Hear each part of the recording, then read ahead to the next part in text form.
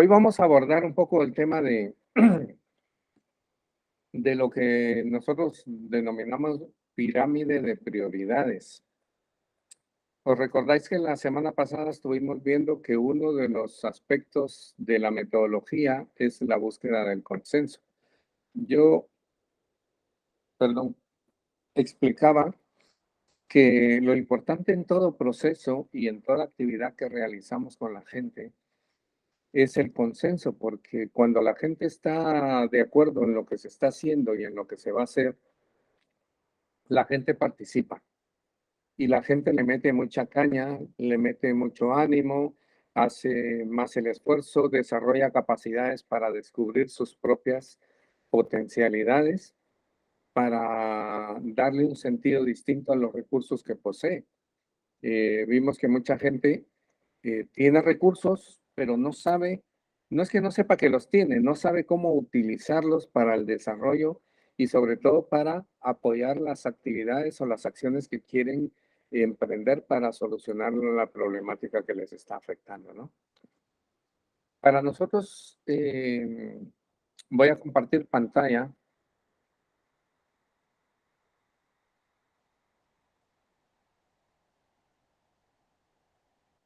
Para nosotros cuando hablamos de consenso, estamos hablando de la intención siempre de buscar eh, como un nivel de prioridades donde unas van a aparecer como más importantes y otras van a aparecer no como menos importantes, sino como menos prioritarias.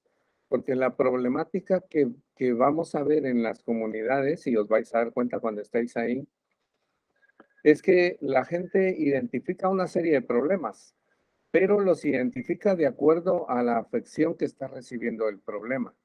Si, por ejemplo, hacemos una reunión en la comunidad, vamos a observar que los hombres van a plantear una problemática que les está afectando a ellos de forma directa. Las mujeres también, los maestros también, el personal sanitario también, es decir, todo el mundo va a hacer un planteamiento de problemas y los van a plantear con un grado de prioridad de acuerdo a la afección que están recibiendo. Esto lo que significa es que nosotros tenemos que hacer un trabajo para poder construir esa pirámide de prioridades. Este es un método que nos va a permitir hacer una valoración a partir del nivel de gravedad y de urgencia para solucionar todos esos problemas que hemos identificado con la población, ¿no? Aquí se va a ver cuál es el impacto directo del problema sobre la población. Vamos a ver si hay problemas que son crónicos, por ejemplo, que llevan ya mucho tiempo. Vamos a establecer la viabilidad y el éxito. Vamos a ver si la solución que se está planteando es viable, si el éxito está a la vista. Y todo esto se hace en base a la participación y el consenso de la gente que está participando en el proceso dentro de la población o la comunidad o del barrio, de donde sea. ¿Qué es lo que define la consecución de la cadena de prioridades y su ubicación en los distintos niveles? Cuando nosotros empezamos a desarrollar esta metodología, vimos que lo más importante siempre va a ser el consenso. La gente tiene que estar de acuerdo en el nivel de prioridad de cada uno de los problemas. Porque esto lo que va a hacer es a potenciar realmente el desarrollo y va a apuntar hacia el éxito. Cuando hay divergencia en la apreciación de los problemas, a veces cometemos el error de querer quedar bien con la gente y decirle, bueno, vamos a intentar solucionarlos todos. Y ahí entonces nos equivocamos porque ya lo dice el dicho, mucho abarca, el que mucho abarca, poco aprieta, ¿no? Entonces, la metodología estriba en definir esa prioridad, sobre todo basados en la cronicidad de la problemática, de la gravedad del problema, es decir, qué tanto está afectando a la población y de la viabilidad. Eh, para realizar la pirámide de prioridades, hay que tomar en cuenta algunos factores que son importantes, que están ahí, siempre van a estar. Uno es el liderazgo natural, luego está el liderazgo impositivo, luego está el propio contexto sociocultural y el contexto externo. ¿Cuál es la situación política y económica? Por ejemplo, el liderazgo natural. En las comunidades por experiencia, y lo vais a ver cuando estéis ahí, siempre hay alguien que tiene la voz cantante del grupo. La gente está esperando a ver qué dice esta persona para pronunciarse y tomar partido, para dar su opinión. Y mucha gente a veces ni siquiera da su opinión, sino dejan que sea esta persona la que hable. Pero claro, al tratarse de una persona que está recibiendo una afección directa de un problema, pues su apreciación va a ser poco realista, porque no va a estar tomando en cuenta la afección que está recibiendo el colectivo en sí mismo, ¿no? Luego está el liderazgo impositivo. Este liderazgo impositivo normalmente en las comunidades está dado por aquellas personas que ejercen influencia sobre la población o sobre los colectivos. Nosotros hemos hemos detectado varios tipos de liderazgo impositivo. Por ejemplo, el principal es las autoridades. Hay comunidades donde está participando la alcaldía auxiliar y entonces el alcalde auxiliar siente que tiene la autoridad para tomar la última palabra, decidir qué es lo que se va a hacer. Este es un liderazgo impositivo, puesto que se impone el criterio.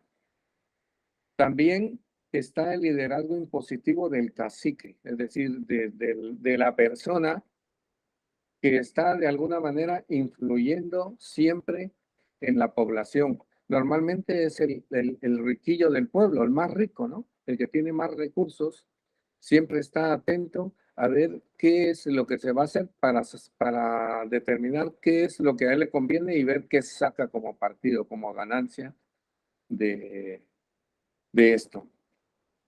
El contexto sociocultural también es importante porque ahí es donde va a radicar precisamente la viabilidad, igual que en el contexto externo.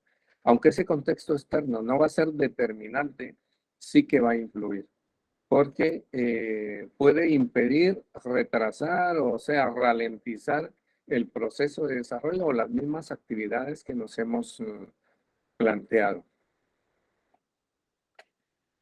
En la pirámide de prioridades, voy a intentar ampliar esto un poquito más. Sí, ahí. Como síntesis, tenemos que tomar entonces en cuenta el nivel de gravedad y urgencia basado en el consenso de la población, o sea, de la comunidad. Tenemos que tomar también en cuenta el nivel de interdependencia entre distintos problemas. ¿Qué es esto de la interdependencia? Muchas veces tendemos la población identifica muchos problemas, pero deciden que este problema es prioritario.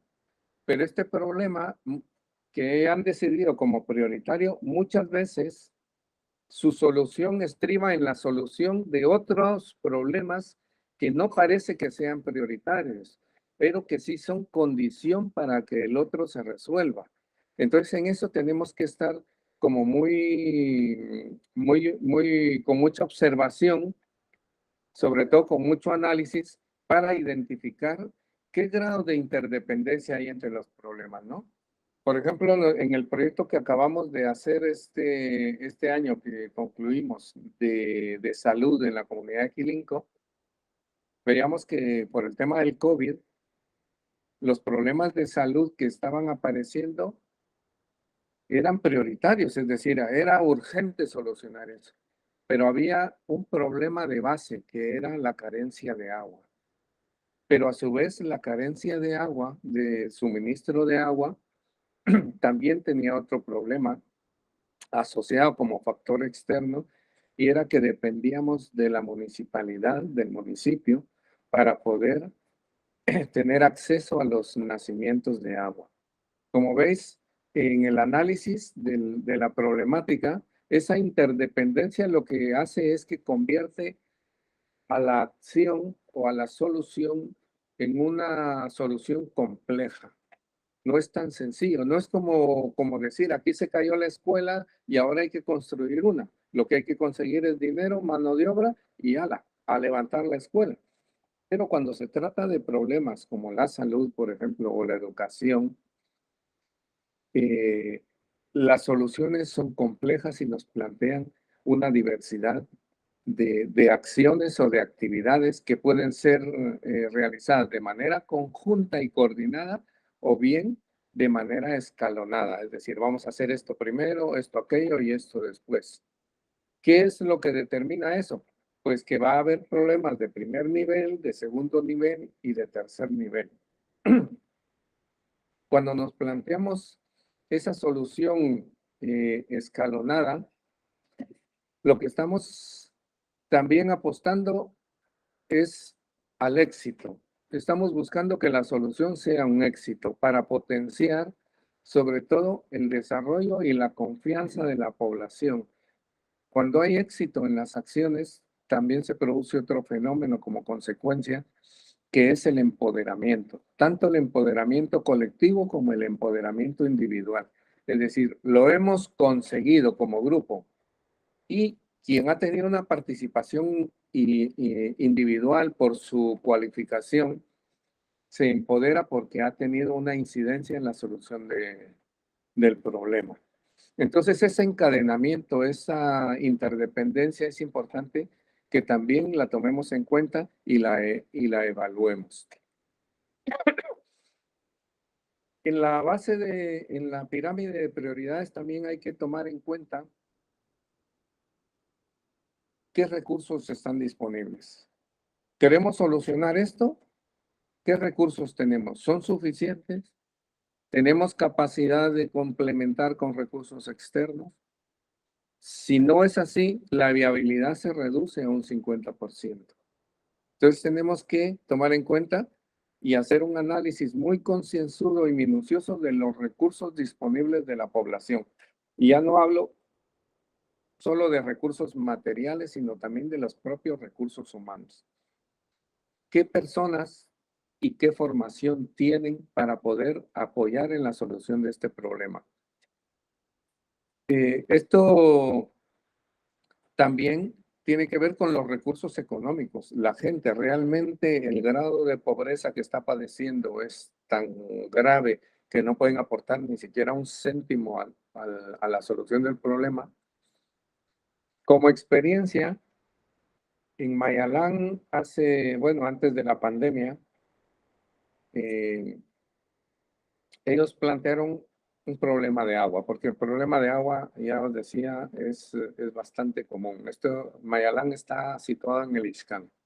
Ahí pasa un río que lleva millones de litros de agua, pero es agua que está contaminada por las empresas que depositan los residuos en el río y no se puede consumir.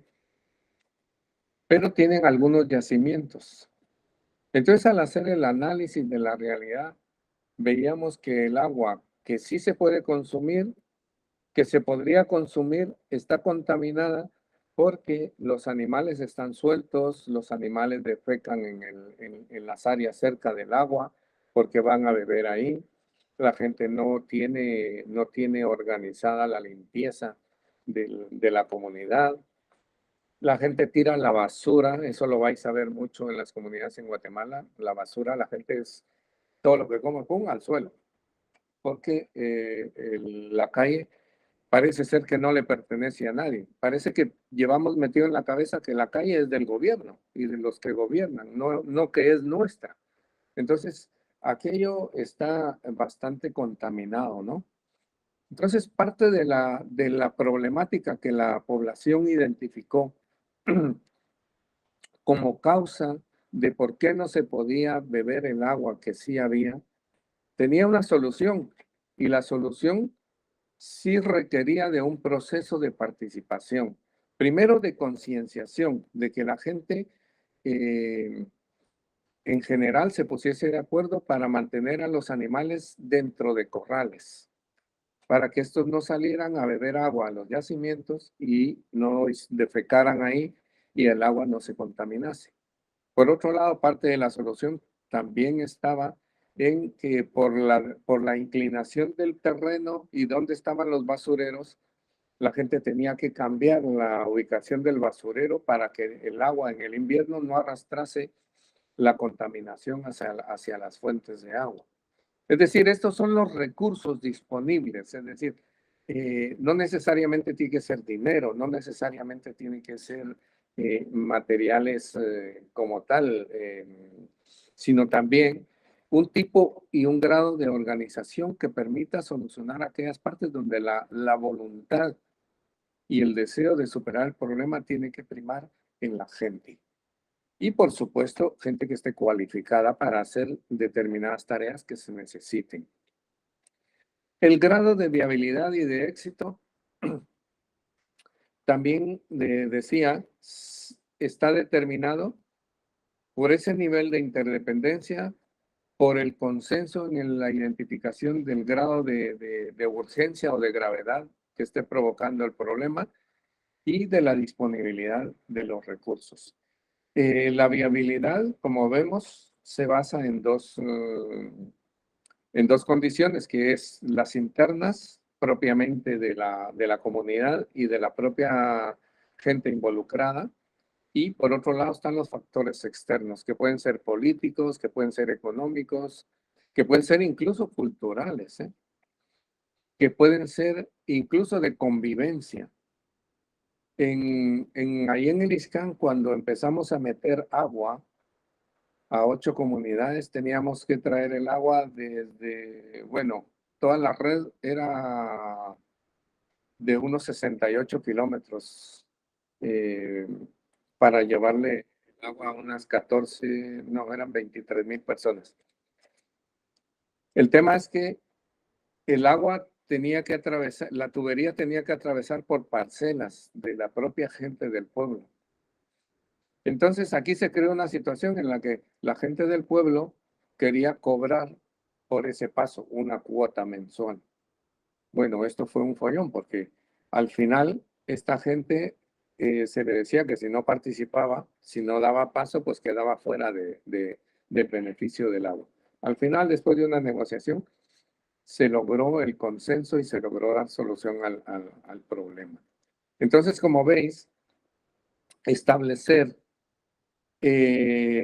los problemas en el primer nivel, en el segundo, en el tercero, es una solución compleja. Requiere de criterios objetivos. Por supuesto, tomando en cuenta la subjetividad de lo que es prioritario y de lo que no es. Porque la subjetividad de las personas de manera individual está presente, pero también se construye una subjetividad colectiva. Es decir, cuando hay influencia, por ejemplo, del líder, en el planteamiento de la solución, ese pensamiento colectivo se ve controlado por una persona y se convierte en una propuesta colectiva que toma fuerza, pero que es inviable, porque el problema no se está analizando desde la raíz, ni se está analizando la posibilidad de éxito ni de viabilidad.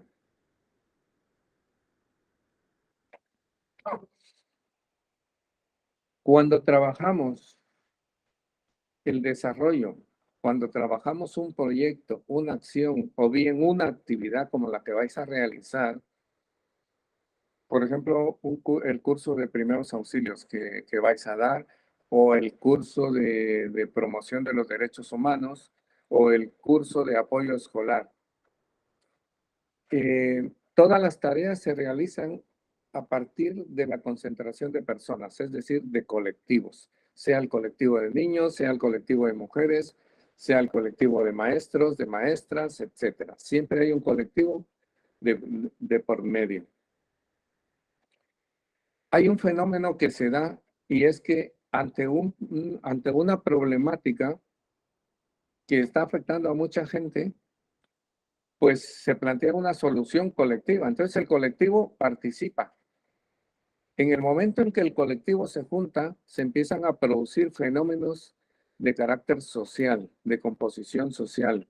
Primero se forma el grupo. Ese grupo, en la medida en que hay una interacción entre las personas, va cobrando un nivel y un grado de identidad, un grado de pertenencia. Van apareciendo valores. Los valores son subjetivos, pero que forman parte de la identidad y la conciencia de las personas de manera individual. Pero en el colectivo, esos valores fundamentales, los propios, se van diluyendo y se van construyendo valores más universales. ¿Qué es lo que sucede? Aquí tiene lugar algo que nosotros identificamos y le dimos el nombre de espacio seguro. ¿Por qué espacio seguro? Pues ese es un espacio que se concibe como medio para la consecución de resultados cualitativos, tanto en el desarrollo individual como colectivo. El espacio seguro se define como un lugar de identidad y de pertenencia democrático, abierto y dinámico. El espacio seguro debe ser el primer eslabón en la cadena de resultados con vistas al empoderamiento comunitario y al empoderamiento de la mujer. Al mismo tiempo, debe dar lugar a la aparición de la figura de confianza, la cual debe recaer en primer término en el colectivo y en segundo término en la mujer por su papel transformador en el marco de la estrategia que estamos aplicando en nuestro modelo de desarrollo. El espacio seguro debe dar lugar a una participación y a un debate horizontales y abiertos en condiciones de igualdad, como consecuencia del reconocimiento de las diferencias, la identidad, el género, el origen, las creencias, etc. La consecuencia esperada debe ser la construcción del consenso colectivo. En los cursos que hemos dado o en las actividades formativas o de apoyo a la población que hemos realizado, este espacio seguro es inevitable. Se va construyendo en la medida en que va creciendo. Cuando lo vais a ver en los cursos o en las actividades que vais a realizar, cuando ya el colectivo está formado, parte del proceso ya está ganado. Pero cuando el colectivo no está formado, lo primero que aparece es la desconfianza, es decir, hay una relación de las personas. Cuando nos juntamos tendemos a ver, echamos un barrido con la mirada y hacemos una evaluación. Esta evaluación es una aproximación que nos devuelve parte de nuestra identidad, es cómo nos vemos nosotros. Si hay, por ejemplo, una persona blanca, alta, con gafas, si hay una persona baja, morena, si es mujer, si es hombre, si tiene 30 años, si tiene 20, etcétera. Empezamos a hacer un reconocimiento y buscamos afinidad, una afinidad a priori. Y entonces nos acercamos, y esto pasa cuando entramos a las escuelas, cuando entramos al instituto, cuando nos cambiamos de clase, lo primero que hacemos es echar un barrido y nos sentamos con quien más nos sentimos seguros. Nos sentamos al lado de aquella persona con la que nos devuelve rasgos de nuestro propio fenotipo, ¿sí? Luego ya empieza el intercambio psicológico, que es cuando las personas empezamos a hablar y a intercambiar opiniones sobre cualquier tema. Cuando se da esa transferencia, ese intercambio de conocimiento, nosotros lo que hacemos es empezar a evaluar ya una relación más profunda. En el espacio seguro, ¿qué es lo que pasa? En el campo de la cooperación y del desarrollo, cuando, por ejemplo, montamos un curso de primeros auxilios, la gente no se conoce cuando es presencial, ¿no? E incluso cuando es online, ya lo hemos visto en los cursos que vamos dando en los últimos 3 años. La gente no se conoce, pero se está viendo. Como todo el colectivo está construido alrededor de un objetivo concreto, que podría ser el curso de primeros auxilios o Por ejemplo, trabajar con los maestros para darles algunas herramientas pedagógicas o metodológicas. El colectivo empieza a construir una identidad muy particular que está asociada a la actividad que estamos haciendo. Como se empiezan a conocer, el alcance del consenso lo que va a hacer es devolver siempre. El individuo lo que hace es un emisor hacia el colectivo, de sus opiniones, de sus tendencias, de sus creencias, de lo que quiere, de lo que le gusta, de lo que no le gusta, etc. Pero como todo mundo se expresa, hay una devolución. Entonces hace un filtrado. Las personas hacemos un filtrado de aquellas cosas que sí nos gustan y otras de las que no nos gustan. Y aquí es donde nosotros, como, digamos, como monitores o como gestores del grupo, tenemos que estar preparados para identificar aquellas partes en las que la gente se está identificando, porque son las que nos van a dar las bases del consenso. ¿En qué se están poniendo de acuerdo la gente? Entonces nosotros, como metodología, nosotros tomamos en cuenta algunos elementos, ¿sí? Por ejemplo, el reconocimiento. La gente cuando se ve en el colectivo, ahí están operando todos los elementos y factores que dinamizan y regulan la vida colectiva. Por ejemplo, si en el caso de Guatemala, que es una sociedad multicultural, ¿no? Si hay personas de dos etnias distintas viviendo en el mismo pueblo y están sentados, tiene que haber un reconocimiento, es decir, se tienen que reconocer. Si es una chica y un chico, tienen que reconocerse también. Si es un adolescente y una persona adulta, tiene que pasar por ese reconocimiento. Es decir, esa aceptación de que hay otra persona distinta a mí sentada conmigo. Luego, todos tenemos derecho a hablar. Todos tenemos derecho a opinar y a exponer. Entonces tenemos que generar un espacio de igualdad. Esto se va generando automáticamente. Sin embargo, las diferencias no es que desaparezcan, siempre van a estar ahí, porque a la hora de emitir valores, a la hora de emitir una opinión, la subjetividad de las personas entra en juego. Es decir, ¿qué sabe esa persona sobre la situación que estamos planteando? ¿Sí? Entonces, si es un completo ignorante, es una completa ignorante esta persona porque no ha tenido acceso a conocer nada sobre el tema que estamos hablando, también opera otra parte de la identidad y es esa rivalidad, porque en el sistema de clases en el que vivimos es algo que empieza a operar en el grupo.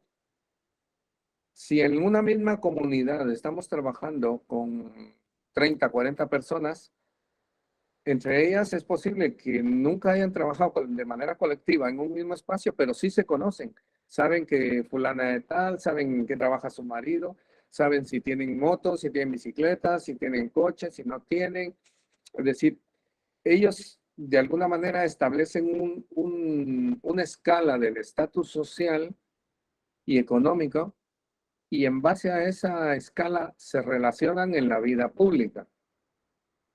Y cuando eso aparece en el colectivo, empieza a aparecer también otro elemento que es el poder, las relaciones de poder. Esas están pesando todo el tiempo.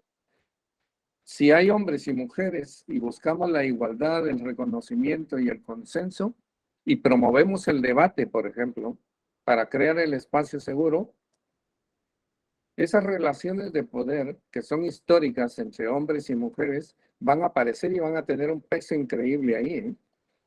Por experiencia, hemos visto que en los colectivos, cuando nos reunimos con mujeres, nosotros venimos trabajando desde hace 27 años con colectivos de mujeres, pero basta que haya un solo hombre para que las mujeres al principio, ¡boom!, se callen y dejen que sea el hombre el que hable. Y muchas veces cuesta elevar ese plano de las relaciones de poder a la mujer para que gestione ella esa relación y interiorice una autoestima distinta que la haga ser capaz de enfrentar ese discurso del hombre. Pero no es porque sea el hombre en sí mismo, sino el hombre está operando en el sistema, porque el espacio seguro donde nos estamos relacionando, aunque obedece a factores internos, también está supeditado a todos los factores externos que operan en la sociedad. La cultura, las creencias, el poder económico a través del sistema de clases, el tipo de roles que tenemos en la vida pública, todo eso pesa y se expresa en el espacio seguro. Entonces, para construir el espacio seguro, nosotros tenemos que enfocarnos en principio hacia el reconocimiento, crear la igualdad, es decir, que todo el mundo se vea igual, que el debate se dé de manera horizontal, que la participación no sea de una, dos o tres personas, sino que la participación sea de todas las personas, porque eso es lo que nos va a llevar tanto al consenso como al empoderamiento. Como resultado de esto, en el espacio seguro va a empezar a aparecer también lo que llamamos figura de confianza. En el caso de la cooperación, en el caso nuestro, de que somos cooperantes y vamos, esto es inevitable porque aparece, es que la figura de confianza es la persona que está dando la capacitación. La gente lo ve desde fuera, ¿no?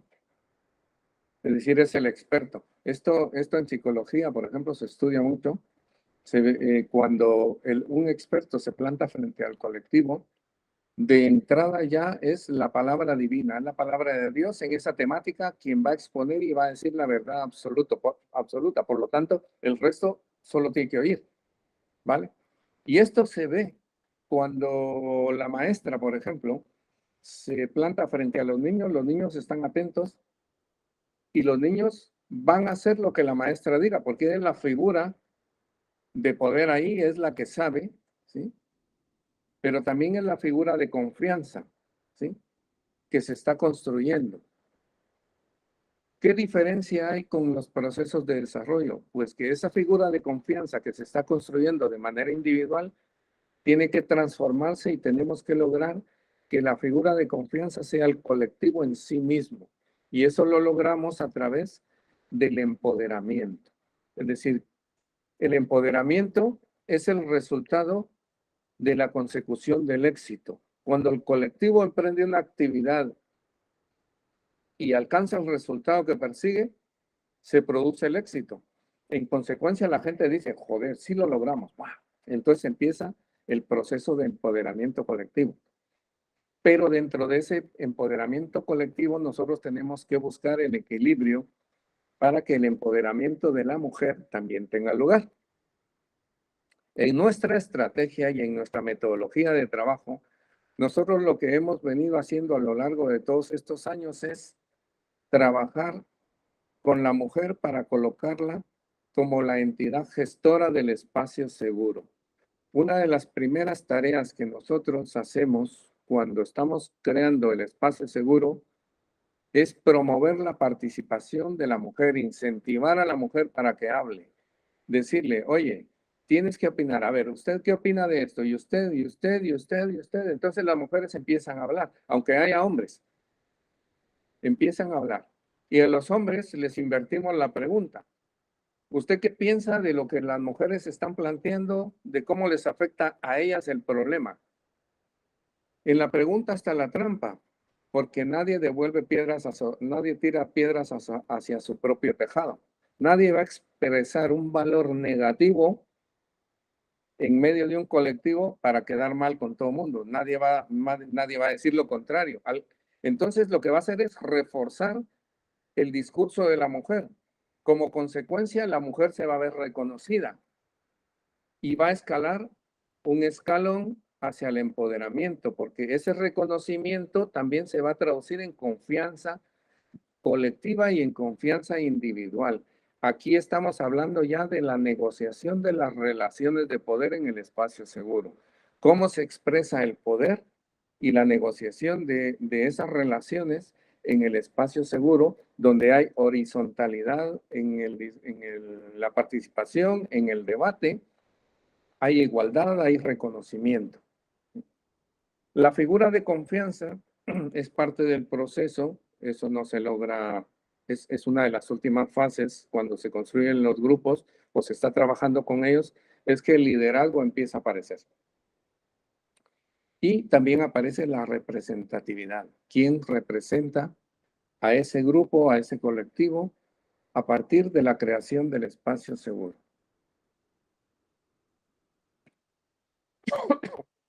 Voy a hacer un stop aquí porque sé que esto es bastante complicado, ¿eh?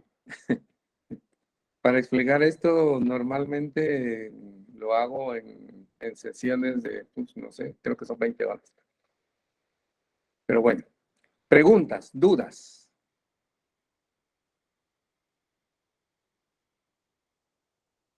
Preguntad lo que queráis, ¿eh?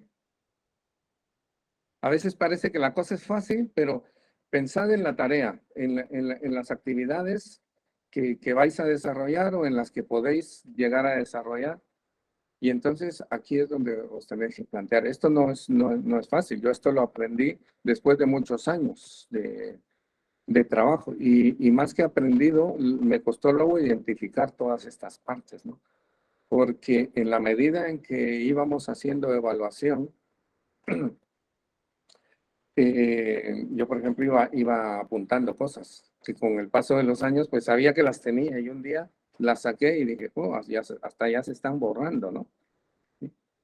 Pero, por ejemplo, cuando en el espacio seguro, cuando ya definimos el espacio seguro y vimos todos los elementos, vimos también algo importante, es que cuando se está creando el espacio seguro, también aparece un filtro, una serie de filtros, y aparece el autofiltro. Es decir, el filtro porque el colectivo como tal, a partir del consenso que se está expresando, va determinando quién sí y quién no puede seguir. Y de manera individual, la propia persona está tomando la decisión de continuar o de no continuar.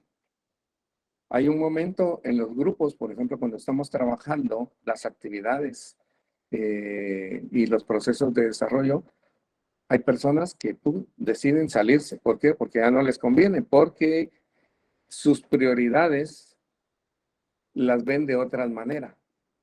No han entendido que para solucionar los problemas que son de carácter social y comunitario, no empieza solucionando el problema de cada familia en lo particular, sino es al contrario. La solución del problema colectivo es lo que redunda en la solución del problema individual, porque es el soporte del desarrollo.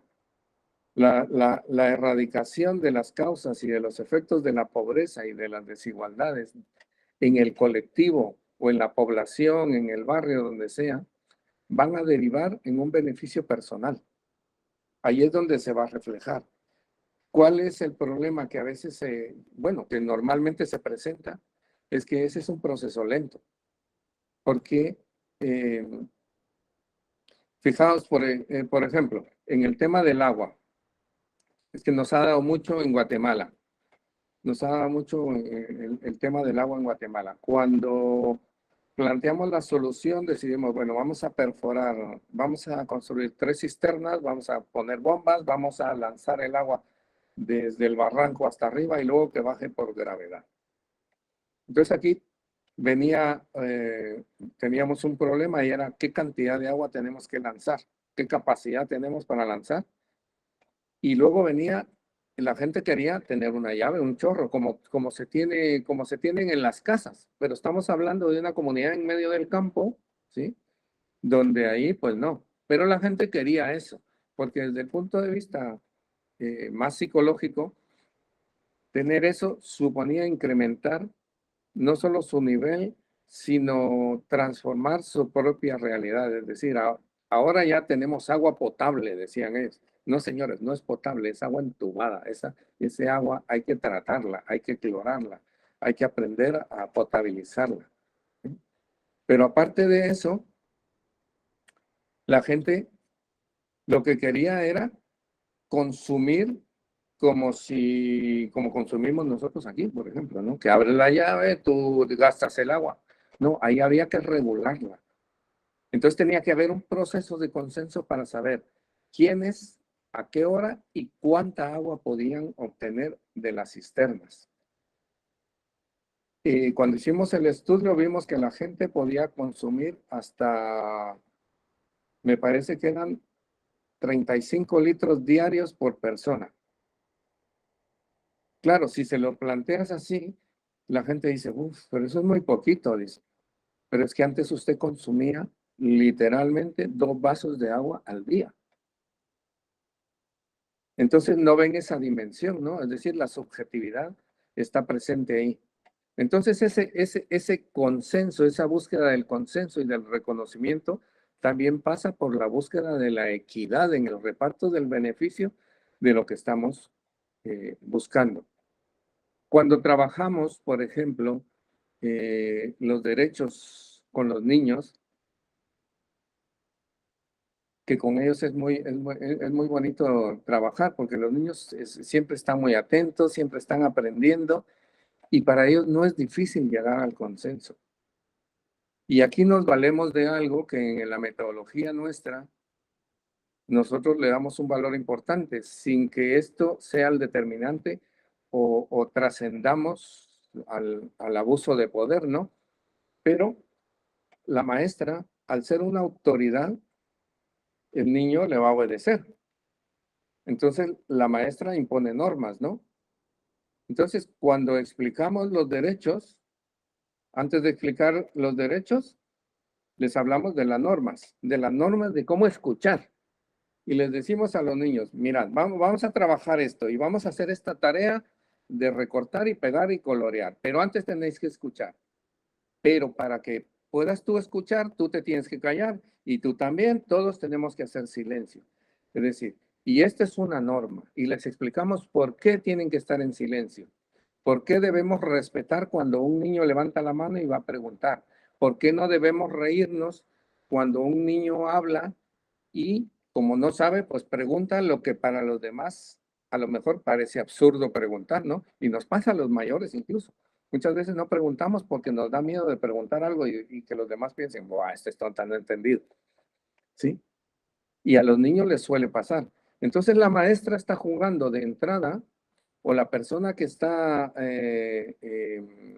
haciendo las actividades de enseñanza está ya establecida como figura de autoridad, como figura de confianza. Entonces es la encargada de regular primero el espacio. Y con los niños decía es más fácil, porque lo primero es poner las normas. A ver, las normas para esto son estas. Pam, pam, pam, pam, pam, pam, pam. Y las vamos a explicar. A ver, ¿tú qué entiendes por esto? Y los niños no, normalmente les cuesta hablar, pero al final terminan hablando, ¿sí? Hay unos que hablan más, otros que hablan menos. ¿Qué es lo que estamos motivando aquí? El reconocimiento, que nos escuchen, que nuestra manera de expresarnos, que también está asociada a nuestra propia cultura, ¿sí? También sea entendida por los demás. A veces nos expresamos de manera que las demás personas no nos entienden. Y a los niños también les pasa. Entonces la maestra empieza a regular todas esas partes. Y luego ya empieza la tarea de explicar los derechos, ¿no? ¿Sí? Pero primero ha construido la base para que el niño entienda lo que es un derecho. Que un derecho se basa no solo en esa necesidad de ser yo, sino también en la necesidad de permitir que el otro sea él.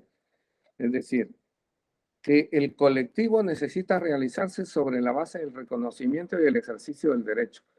Se dice que el derecho, hay 2 tipos de derecho, el derecho más privado, que es el que yo puedo ejercer en la habitación de mi casa, porque ahí yo hago lo que me da la gana, no estoy afectando a nadie, ¿no? Pero en cuanto salgo de la habitación, y me relaciono con mis hermanos o con mi madre, mi padre, etcétera, ya estos también tienen derecho a algo, porque no solo yo. Entonces ahí empieza esa negociación, ¿no? Ese es el espacio seguro. Cuando la gente llega al espacio, empieza a encontrar la necesidad de adaptarse, de reconocerse, de sentirse reconocido, etcétera, etcétera. ¿Sí? Este espacio seguro, entonces, es necesario construirlo para poder trabajar con las personas. Y cuando ya hay avanzado parte del proceso, pues es únicamente identificar lo que ya está hecho para dar continuidad a lo que falta, ¿vale? ¿Tenéis alguna preguntilla? ¿No? No, Luis. Vale, vale, perfecto. Voy a continuar con la presentación entonces. Voy a compartir pantalla.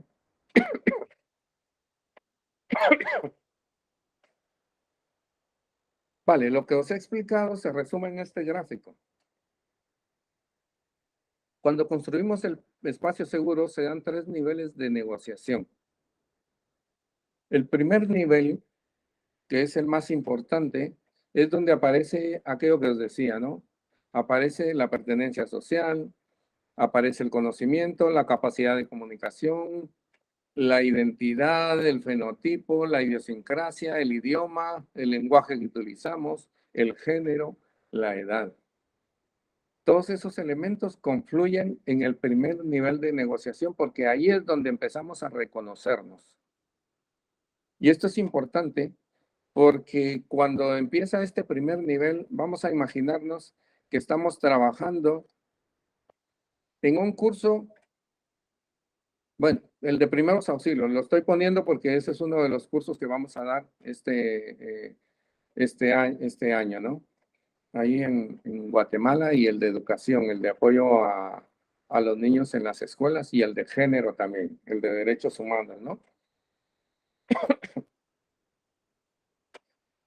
Como ahí intervienen todos estos elementos de carácter objetivo, es decir, si es una chica de 18 años que esté estudiando en la universidad y hay una señora que solo estudió la secundaria, pero tiene 35 años, aquí ya hay elementos objetivos. La señora estudió hasta la secundaria y tiene 38 años, y la chica está estudiando en la universidad y es joven. Entonces, estos elementos chocan. ¿Sí? Choca la generación, choca el grado de estudios, choca la pertenencia, el lenguaje. Yo, por ejemplo, cuando hablo con gente más joven y usan esa jerga más común, a veces me pierdo, ¿sí? Pero entre ellos sí que se entienden. Entonces, esta parte de la negociación es lo que va a ir limando todas las diferencias. Esas diferencias, como son objetivas, tenemos que tener claro que no van a desaparecer. Van a estar ahí siempre. Pero forman parte del paquete que le va a dar consistencia luego al desarrollo. Porque ahí precisamente el desarrollo radica en la diversidad y en las diferentes condiciones del colectivo. Luego está el segundo nivel de negociación. Aquí aparecen los elementos más de carácter subjetivo. Sigo con la chica que tiene 18 años, 16 años y está estudiando en la universidad, y la señora que tiene 35, 38 y solo ha estudiado la secundaria. Ya estas diferencias ya influyen para que las personas tengan un criterio sobre la realidad de acuerdo a su posición en la realidad. ¿Qué aparece en el segundo nivel de negociación? Pues aparecen las creencias, aparecen los valores morales. Lo que es bueno para la señora de 38 no es bueno para la chica. La chica puede pensar que ese valor que está expresando esta persona le está negando el derecho a ella de ser y de desarrollarse de acuerdo al momento y al contexto, ¿sí? La música, por ejemplo, llega alguien, y nos ha pasado, llega alguien escuchando la música a tope y hay quienes dicen, pero ya esa música, apaga ese ruido. Y ahí ya la hemos fastidiado porque ya hemos adjetivizado, ya hemos dicho que eso es un ruido, que no es una música. Entonces ahí ya se genera un distanciamiento, ¿no?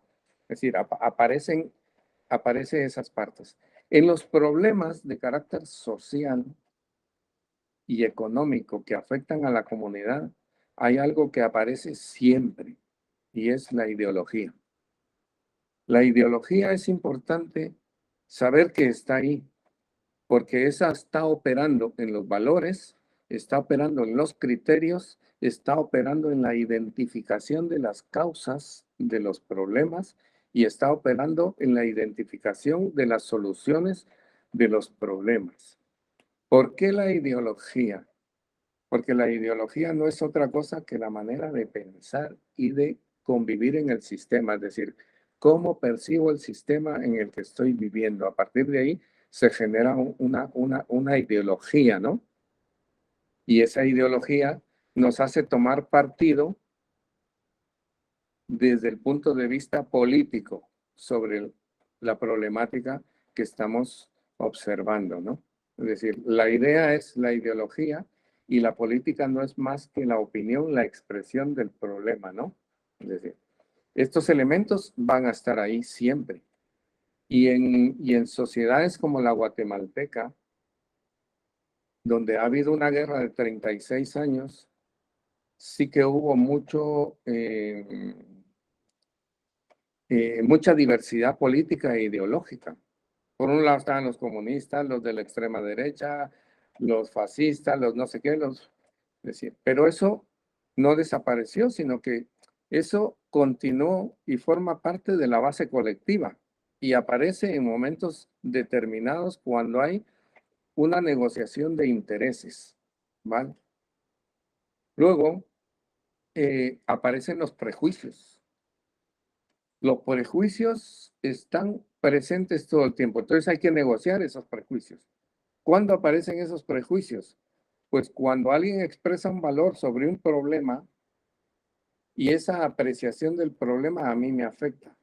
Entonces ya se crea un prejuicio y estoy esperando que de ahí en adelante todo lo que diga va a estar en contra mía, ¿sí? Entonces, esa parte de la negociación que aparece en el segundo nivel se negocia a partir de la ubicación al sujeto con respecto a los intereses.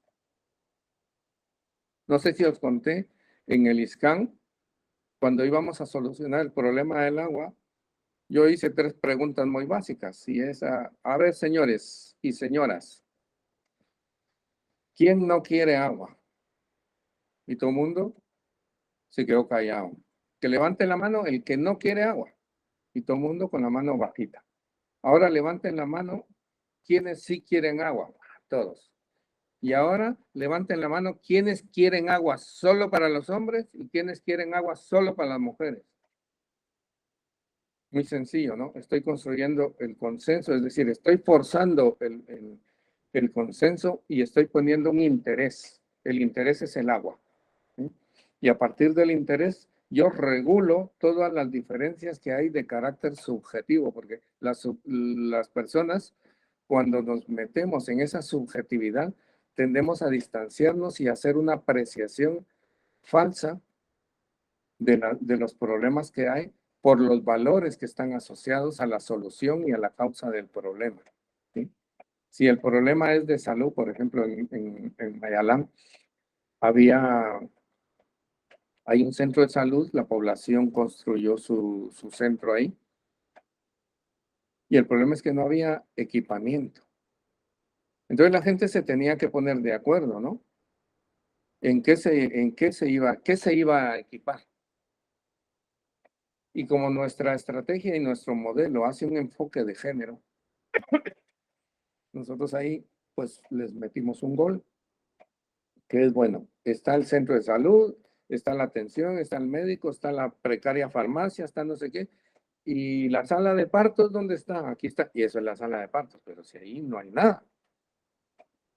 ¿Y dónde? Y a los hombres. ¿Y dónde quiere usted que su mujer tenga los hijos? No, pues sí, la sala de partos. Es decir, vamos negociando esa subjetividad que hay a partir de un interés que el colectivo y que ese interés puede unificar a la gente, se puede convertir en elemento de homogeneización del colectivo, ¿vale? Tenemos que ver entonces cómo afecta el problema a las personas y qué valores hay asociados a ese conflicto de intereses que hay en ese segundo nivel de negociación. Eso nos hace pasar al tercer nivel de la negociación,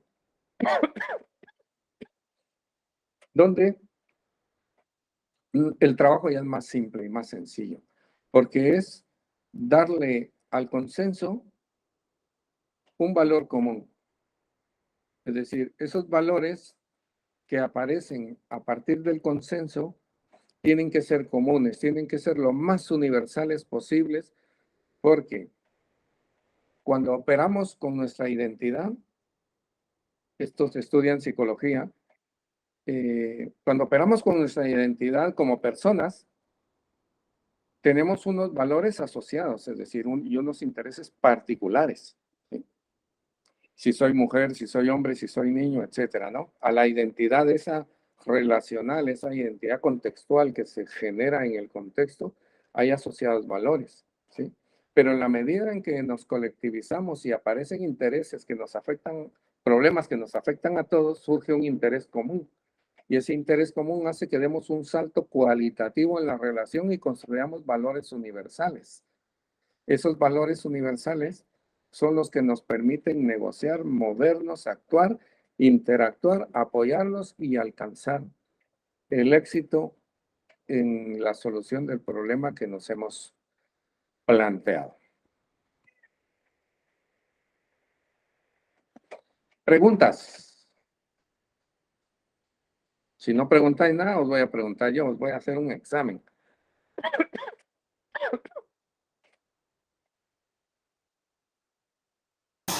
Me parece que hay muchas preguntas. Sí, a ver, pregunta, Ismael. No sé, ¿eh?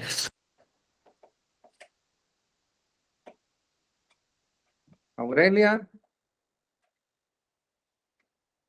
María, Alicia, Isabel, Marta, Bueno, Diana. se me ha ocurrido una pregunta. A ver. A ver, yo por ejemplo, pues estoy atendiendo a pues estas clases que van enfocadas sobre todo a lo más o menos práctico de cara a las personas que van a ir a hacer el voluntariado. Y aunque no va mucho con el tema del que has hablado, me preguntaba si va a haber otro tipo de cursos, algún tipo de formación aparte de esta. Vale, este curso está orientado al voluntariado eh, por una razón muy sencilla. Toda la gente, todas las personas que van con nosotros a hacer un voluntariado y a realizar cualquier actividad, la que sea, tienen que tener claro cuál es nuestro modelo de desarrollo y cuál es el proceso en el que se van a insertar. Nosotros en el caso de Guatemala hemos iniciado un proceso que comenzó en el año 2008 y ya lo hemos formalizado con una estrategia en los distintos lugares para emprender acciones de desarrollo. ¿Qué es lo que pasa? Que cuando van, por ejemplo, van dos chicas, va Isabel y va, ¿quién es la otra chica que va? Bueno, va otra chica a la comunidad de Caibil y ellos van a ir a trabajar con los niños de la comunidad. Son más de 400 chicos entre secundaria y primaria. Sí. Y les hemos dado la tarea de trabajar los derechos, hacer actividades de refuerzo escolar a partir de la utilización de herramientas y métodos que van a permitir trabajar las transversalidades de igualdad de género, de medio ambiente y de derechos a los niños.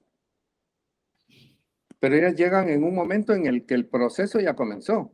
Es decir, es como tú te subes tú vas a subirte al metro y te subes en una estación, pero el metro tiene un punto de partida. Cuando tú te subes a ese vagón, el tren ya va y va mucha gente ahí. Sí, No porque te subas en esa parada, ahí comienza el tren, ahí comienza tu viaje, pero el tren ya lleva una inercia. Y en el caso del voluntario o de la voluntaria, llevan una tarea que se va a insertar para dar continuidad al proceso, ¿vale? claro, Entonces, relevando, ¿no? exactamente, se van relevando para darle continuidad. ¿Por qué es importante entonces hablar del espacio seguro o del modelo de desarrollo o de los elementos subjetivos o de los elementos objetivos que aparecen en los colectivos cuando vas a realizar una tarea de refuerzo escolar?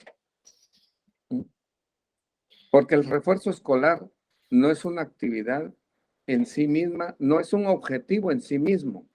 Es decir, nosotros no vamos a realizar la actividad de refuerzo escolar como objetivo último, porque para eso no es necesario ir, no es necesario llevar personas voluntarias.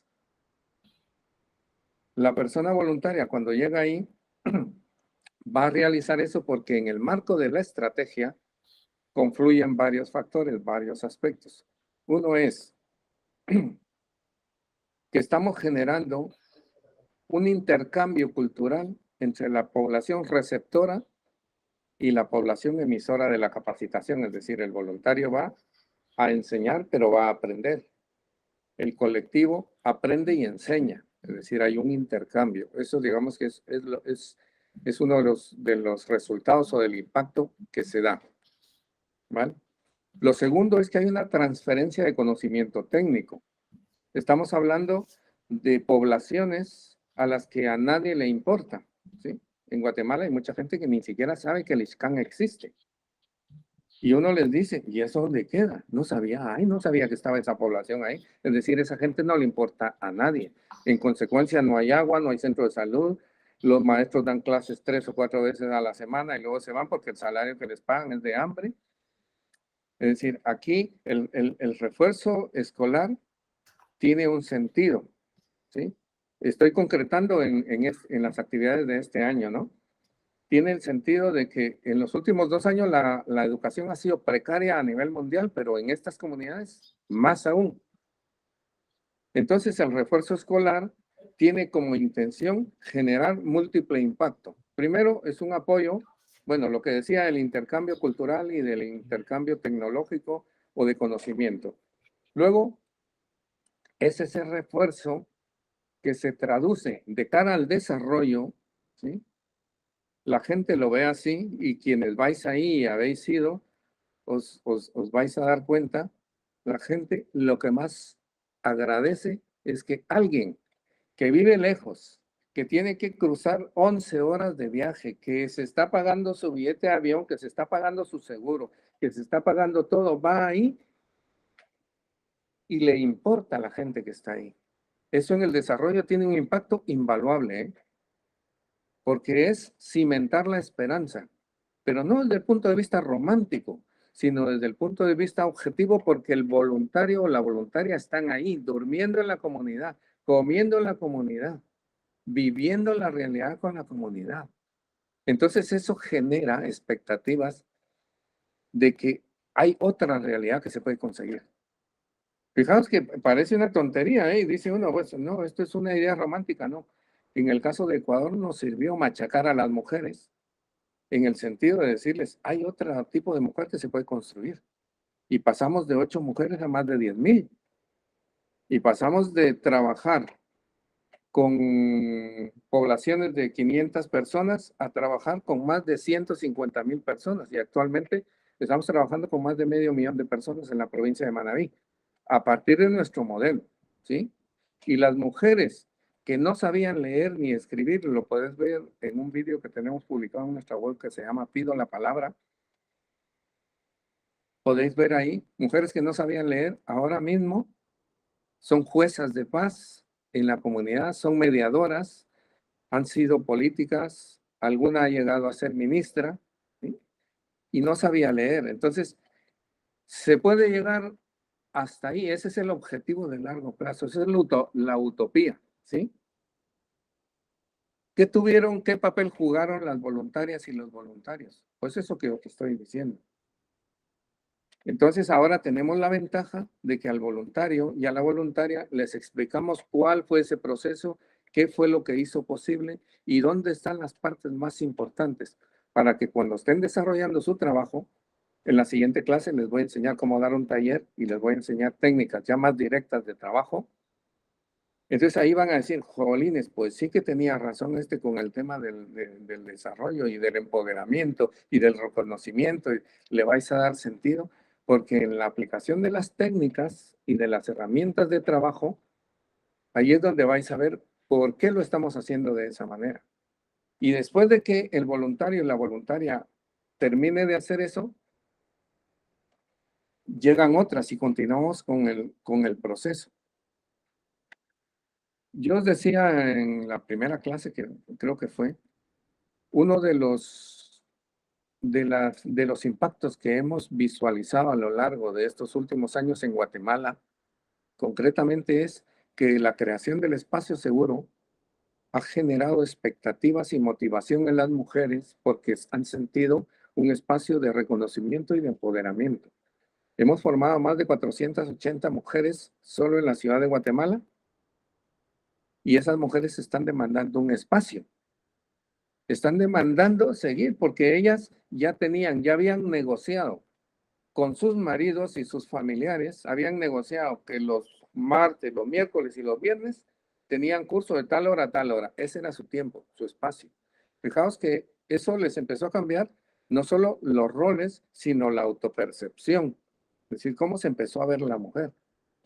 Ahora va María, que es especialista en género, y le hemos dicho, bueno, vamos a llevar a una abogada. Bueno, ya hay una abogada ahí. Le vamos a enseñar a las mujeres, las vamos a formar en derechos humanos específicos de la mujer, pero con enfoque de género. ¿Por qué queremos hacer eso? Pues porque las mujeres ya han recibido una serie de formaciones con otras voluntarias y voluntarios que ya permiten que estas mujeres que queremos formar puedan asimilar estos conocimientos. ¿Qué es lo que queremos hacer? Pues formar unas unidades de información y de orientación jurídica que nos permita que otras mujeres accedan a ese conocimiento, ¿sí? ¿Qué tiene que ver el voluntariado aquí? Pues que vamos a conseguir más voluntarias para que vayan a apoyar cuando realicemos la campaña de promoción de los derechos de la mujer. Porque es importante que vaya una voluntaria, un voluntario. La voluntaria porque va transfiriendo la imagen de una mujer distinta, que es posible en relación al tipo de mujer que existe ahí en Guatemala. Y un hombre porque también plantea la posibilidad de que haya hombres distintos al macho tradicional. ¿Me entendéis? Entonces, este curso de formación está orientado para que el voluntario tenga más conocimiento, se empape más de qué es lo que estamos haciendo y en consecuencia le dé un sentido más consistente al trabajo que va a realizar. No sé si he aclarado o te he confundido más, Ismael. No, me ha gustado mucho. Te explayas muy bien. Vale, pues me alegra que nos vayamos comprendiendo. Voy a seguir entonces. Voy a volver a presentar.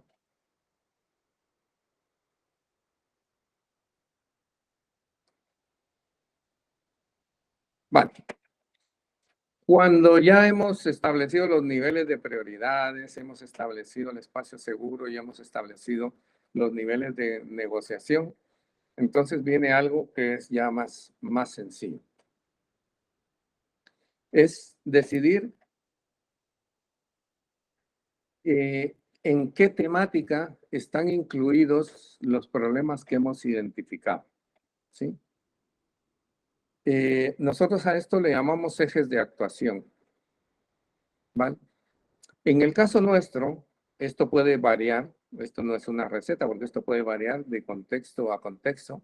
Nosotros establecimos 8 ejes prioritarios de actuación. Uno es salud, el otro es educación, la otra le llamamos mujer y desarrollo, la otra le llamamos seguridad alimentaria, acciones y ayuda humanitaria, formación laboral y promoción del empleo, incremento de las capacidades productivas y fortalecimiento de la calidad de vida. Si vemos el gráfico, vamos a ver que todos los ejes están relacionados. Todos los ejes están relacionados. No podemos hablar de salud sin hablar de mujer y desarrollo. No podemos hablar de una mujer desarrollada si está padeciendo hambre, seguridad alimentaria. No podemos hablar de una mujer empoderada si no ha ido a la escuela o le ha sido vedado el derecho de ir a la escuela, ¿sí? No podemos hablar de una mujer desarrollada si no tiene acceso a la formación laboral, si no tiene acceso a las mismas oportunidades y posibilidades de empleo que un hombre. No podemos hablar de desarrollo si las capacidades productivas en términos generales son precarias, ¿sí? Y no podemos hablar de desarrollo si la calidad de vida sigue siendo mala. Es decir, todo está entrelazado. Como veis, después del consenso, nosotros establecimos estos ejes temáticos para trabajar el desarrollo. Son los más importantes, pero en cada contexto pueden aparecer más, ¿vale?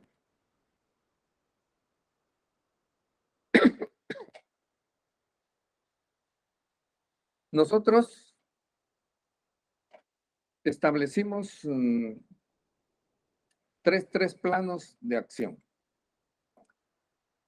Como somos una entidad de cooperación para el desarrollo, nosotros hablamos de programas integrales de desarrollo. Sabéis que en el ámbito de la cooperación se habla de programas integrales de desarrollo. También se habla de proyectos de desarrollo y también se habla de campañas de desarrollo. Nosotros establecimos, bueno, las actividades para nosotros y las campañas las orientamos a la identificación de la interrelación de las causas de los problemas que hemos identificado. ¿Qué es lo que pasa con las campañas? Las campañas, como al ser de carácter masivo, lo que hacen es de alguna manera uniformizar, homogeneizar, no solo los criterios, sino los resultados. Este año en Guatemala vamos a trabajar el refuerzo escolar en 8 comunidades con más de 1,500 niños. Y a todos les vamos a enseñar lo mismo.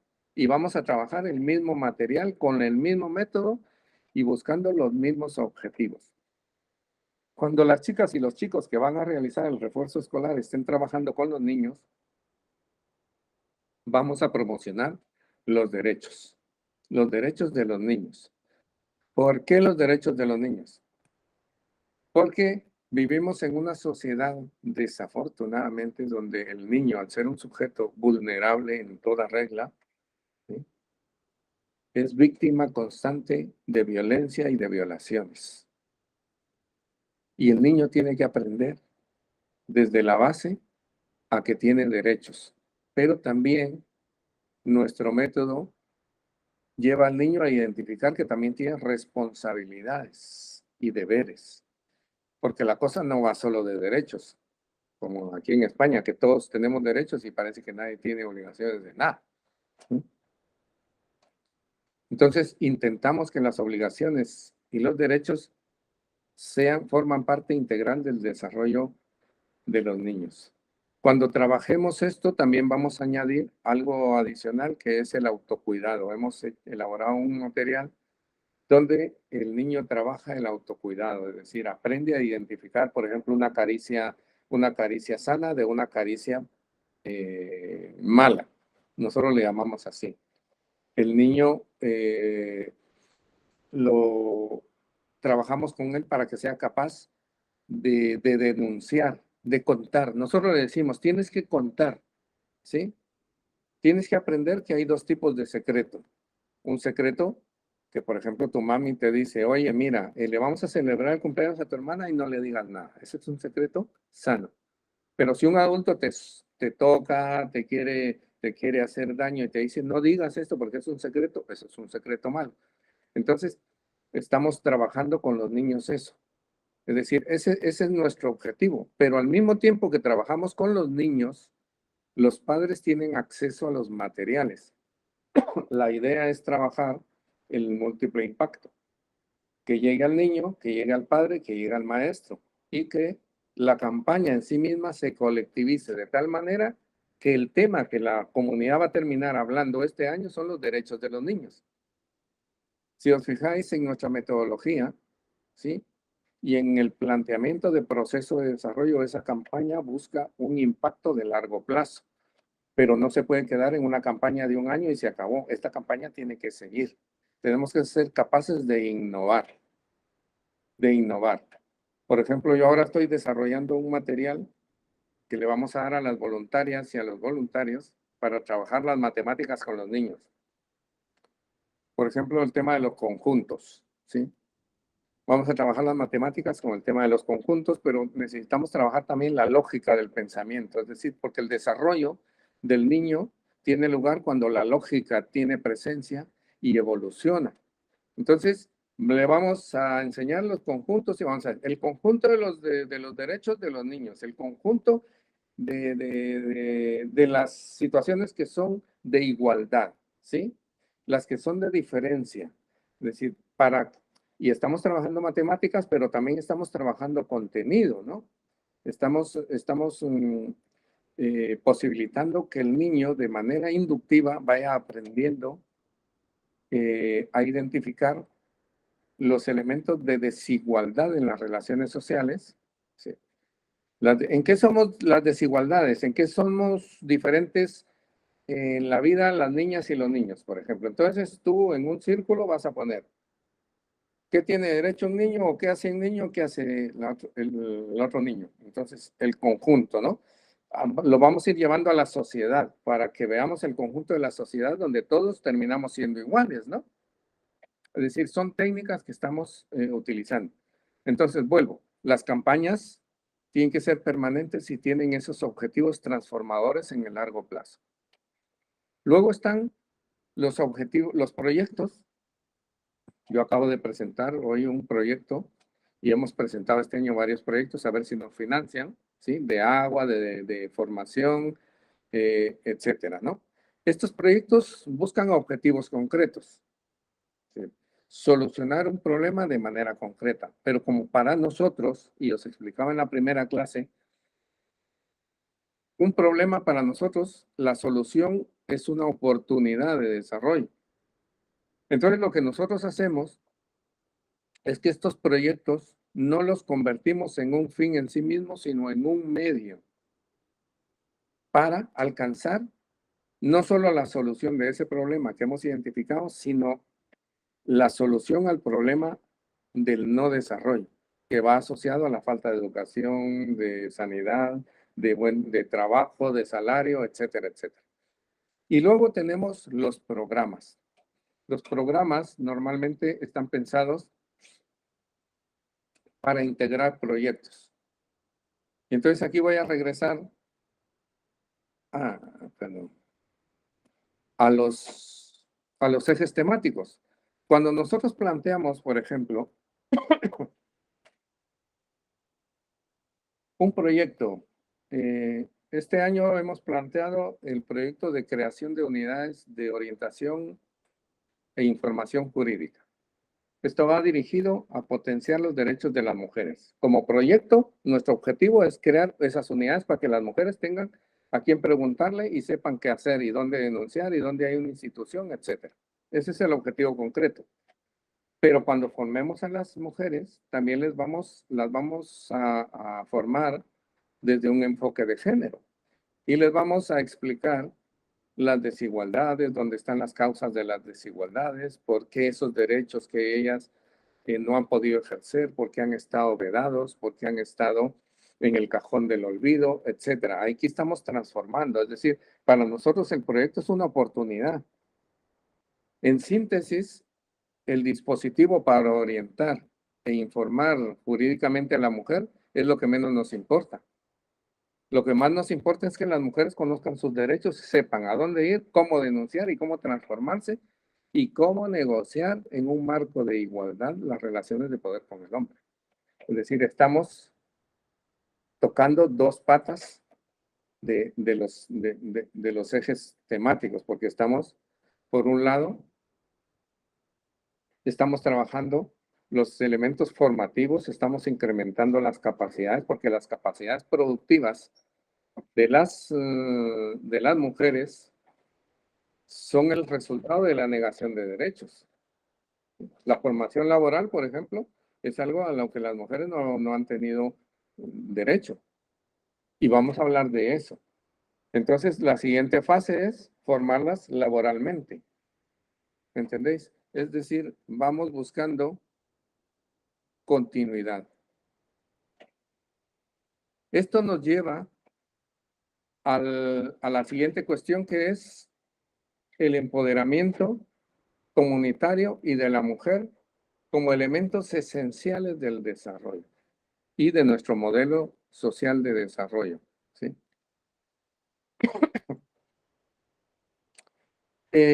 Cuando nosotros diseñamos ya nuestro modelo social de desarrollo, lo hicimos en base a criterios de acompañamiento, que esto en la primera clase lo explico.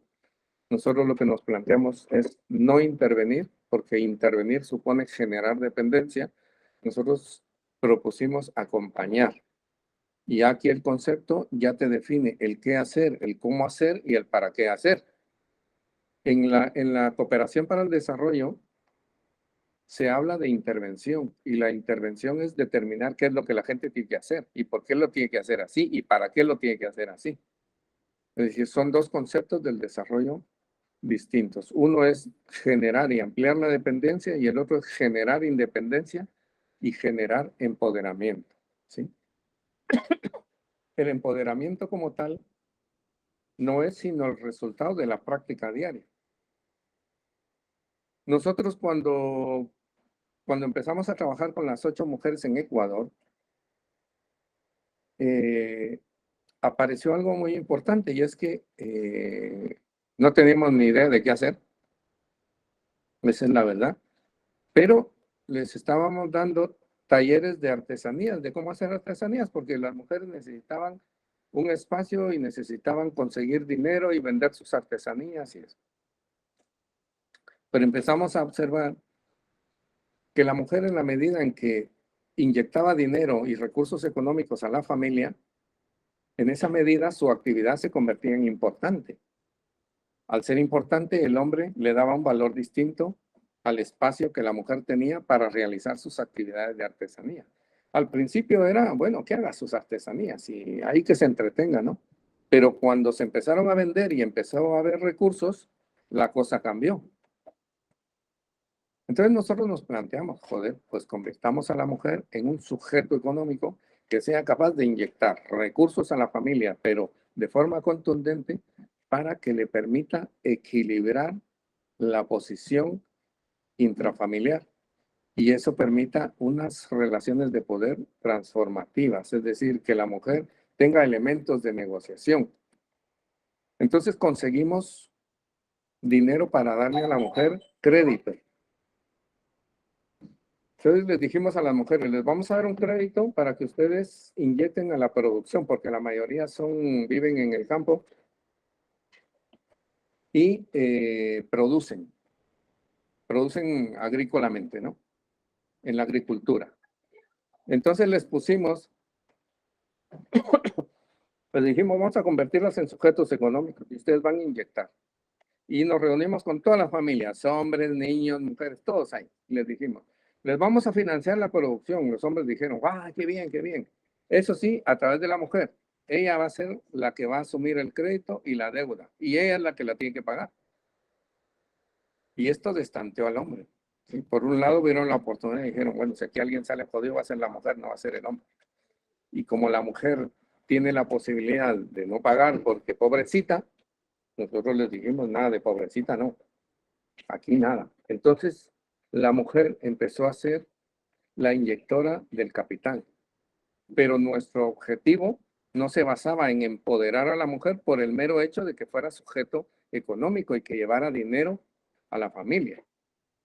Lo que buscábamos era que mientras llevaba dinero a la familia, nosotros sí que inyectábamos una asesoría, que es lo que muchos voluntarios han ido a hacer durante los últimos años a Guatemala también, es asesorar técnicamente las actividades productivas. Entonces a la mujer que no sabía nada de esto, la empezamos a capacitar para que pudiera gestionar el crédito económicamente, talleres de contabilidad. Entonces enviamos a voluntarias y a voluntarios a dar a las mujeres talleres de contabilidad. Y se iban 1 mes, 2 meses a darles talleres de contabilidad y de matemática. Cómo llevar las cuentas. Fijaos, y los voluntarios nos decían, Luis, ¿y esto para qué sirve? Lo veréis dentro de tiempo. Esto no está aislado. Entonces les enseñamos contabilidad. Las capacitamos para que pudieran producir, para poder identificar los ciclos de producción. Pero la idea era que la mujer se fuera empoderando, porque el empoderamiento desde nuestra experiencia y desde nuestro punto de vista, a lo mejor nos equivocamos, hay muchos enfoques, es que la mujer, en la medida en que se ve de manera diferente, su autoestima adquiere calidad. En la medida en que se siente capaz de salir adelante por sí misma, de transformar sus roles y de cuestionar lo que está en su contra y de ejercer sus derechos, en ese momento es una mujer empoderada. No el mero hecho de darle dinero y que tenga el microcrédito y que produzca. Eso no es empoderamiento. Esa es una herramienta para que la mujer empiece el proceso transformativo para empoderarse. En consecuencia, aquello nos resultó viable y pasamos de 8 mujeres a más de 10,000 mujeres. Entre el año pasado y el anterior se financiaron más de 2,000 microemprendimientos a mujeres. En Ecuador, hemos ido convirtiendo a las mujeres en microempresarias, pequeñas, microemprendedoras. Y en Guatemala estamos haciendo lo mismo, pero en las comunidades de manera distinta, porque hemos comenzado, en unas comenzamos en el 2008, otras comenzamos en el 2010, otras comenzamos en el 2015, entonces los procesos van dispares, pero aplicando la misma metodología. ¿Qué es lo que nos permite ir poniéndolos a la altura?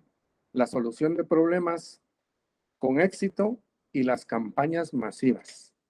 Las campañas masivas porque hemos descubierto que cuando todas las comunidades están sintonizadas en hacer lo mismo y alcanzar lo mismo, el modelo se estabiliza. Nuestro modelo se estabiliza porque nos permite homogeneizarlo y comparar. ¿Comparar qué? Comparar el contexto. Por ejemplo, en Quilinco, cuando llegamos a Quilinco la primera vez que nos invitaron para ayudarles, se juntaron, me parece, son como unas 20 mujeres por aquí. Y nosotros les dijimos, vale, vamos a trabajar con ustedes, solo hay una condición, ustedes se tienen que organizar. Les vamos a dejar, y nosotros llevamos ropa, porque siempre le pedimos al voluntario, a la voluntaria que lleve ropa de niño, sobre todo porque cabe más en la maleta, y esta ropa se la damos a los grupos de mujeres. Y les decimos a las mujeres, esta ropa se la damos para que ustedes la vendan. Y con ese dinero ustedes hacen un fondo para que puedan pagarse los gastos y las necesidades que el grupo tenga. Porque en la medida en que el grupo se va construyendo, van teniendo necesidades de carácter colectivo, que si la reunión, que si hay que hacer una gestión al pueblo, que hay que pagar el autobús, que etcétera, etcétera. Cuando las dejamos, cuando volvimos 2 años después, porque tuvimos problemas para regresar, las mujeres ya tenían 5,000 quetzales. Y el reto fue que al año siguiente tenía que crecer, al año siguiente tenían 30,000. Y entonces les inyectamos nosotros otros 30,000 ya de nuestra cuenta y ya tenían 60,000. Y el grupo se fue consolidando, ¿sí? Y se fue creando ese espacio seguro, ¿sí? Como eran microcréditos, había mujeres que estaban acostumbradas a que en la época de la guerra en Guatemala, después de que finalizó la guerra, llegaron muchas ONGs con proyectos. Entonces financiaban y daban proyectos a fondo perdido, es decir, a la población le decían, vamos a hacer esto, pum, y les regalaban todo, les regalaban comida, agua, ropa, de todo.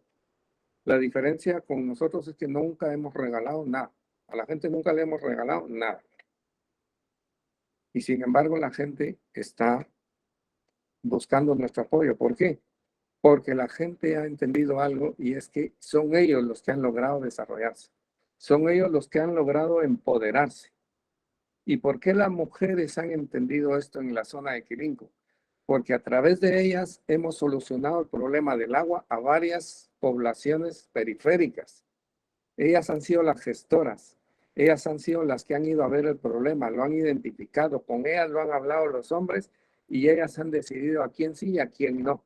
Entonces, desde el punto de vista de la construcción del poder local, de ese empoderamiento de la mujer, en la zona de Chantla, donde van a ir algunas voluntarias, van a poder observar que las mujeres ahí están empoderadas y son ellas la voz cantante. Entonces ya las comunidades ya saben que no tienen que hablar con Luis para el tema de los proyectos, sino tienen que hablar con las mujeres. Ahí hemos dado un salto cualitativo, porque la mujer está teniendo una posición en la comunidad y en la colectividad, está siendo visible. ¿Qué nos ha permitido hacer eso? Pues 24 años de meter la pata y de aciertos en Ecuador. Ese ha sido el resultado de que ahora en la zona de Guatemala nosotros estemos teniendo avances lentos, por supuesto, y por supuesto que nos vamos a equivocar todavía. No sé en qué, pero soluciones iremos encontrando, ¿vale? Este empoderamiento, como vimos cuando se construye la figura de confianza, también está asociado al liderazgo. Para nosotros es imprescindible que el liderazgo sea femenino, pero que no sea una mujer, que no sea doña María Contreras. Queremos que sean las mujeres de la comunidad que expresen el liderazgo. Por eso es que todo lo hacemos pasar por el grupo de mujeres. No por la presidenta del grupo, sino por el grupo. Y buscamos que sean las mujeres las que debatan, discuten, lleguen al consenso, tomen un acuerdo y nos digan, y me digan, oye Luis, mira, hemos decidido esto. Y cuando me dicen hemos decidido esto, entonces, ahí es cuando yo me doy cuenta que todo lo que hemos hecho a lo largo de los años anteriores, ¿sí?, ha tenido resultado. Raúl, que está aquí ahora mismo en el curso, recibiéndolo, él estuvo en Quilinco y podría dar fe de lo que él pudo ver en ese momento, ¿no? Y cuando vayáis ahí, a Guatemala, vais a ver que esto que os estoy diciendo no solo es que sea cierto, sino que es una posibilidad de desarrollo que ya no es que nos distinga a nosotros, sino que desde nuestro punto de vista es lo que potencialmente nos puede llevar a la igualdad, a la equidad y a la eliminación real y objetiva de las desigualdades generadas por la pobreza a nivel mundial. Entonces el liderazgo para nosotros comienza en la propia comunidad.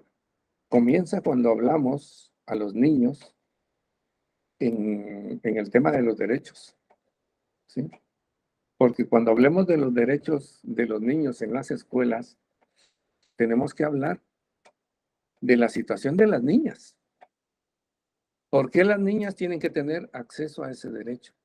Y tenemos que hablar de la violencia hacia las niñas. Tenemos que hablar de por qué en las familias, cuando tienen que decidir entre si enviar al hijo o a la hija a la escuela, mandan al hijo y no a la hija. Tenemos que explicarles a los pequeñitos todo eso.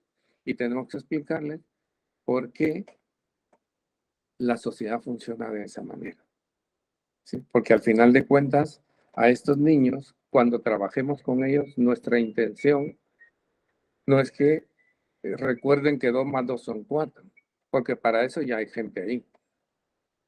Necesitamos integrar el desarrollo desde fuera y desde dentro con todos los recursos que podamos poner al alcance del desarrollo sostenible.